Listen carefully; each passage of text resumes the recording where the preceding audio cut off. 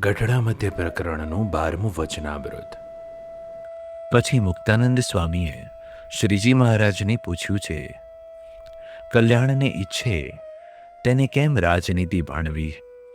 ત્યારે શ્રીજી મહારાજ બોલ્યા છે, રાજનીતિ એમ ભણવી જે પ્રથમ તો ભગવાનનું મહાત્મ્ય સારી પેઠે જાણવું, પછી ભગવાનની મૂર્તિનું ધ્યાન કરીને મનને વશ કરવું ને ભગવાનની કથા સાંભળીને શ્રોત્રને વશ કરવા, પણ ગ્રામ્ય વાર્તા હોય તે સાંભળવા દેવી નહીં.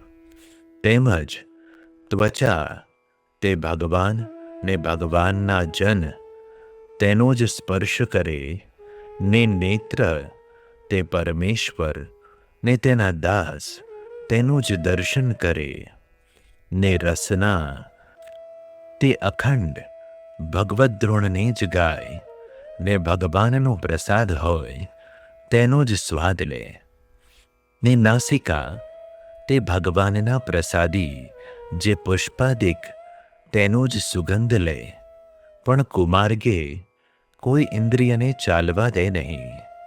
એવી રીતે જે વર્તે તેનો દેહરૂપી નગરને વિશે હુકમ કોઈ ફેરવે નહીં, અને એવી રીતે પુરુષ પ્રયત્નયુક્ત જે વર્તે ને નાદારપણાનો સારી પેઠે ત્યાગ કરે, એ જ કલ્યાણને માર્ગે ચાલ્યો, તેને સ્વભાવ જીત્યાનો અતિશય મોટો ઉપાય છે. ને એ પુરુષ પ્રયત્ન રૂપ જે ઉપાય છે તેને સાવધાન થઈને કરે તો જેટલા કલ્યાણને અર્થે સાધન છે, સર્વે પુરુષ પ્રયત્ન રૂપી સાધનને વિશે આવે છે.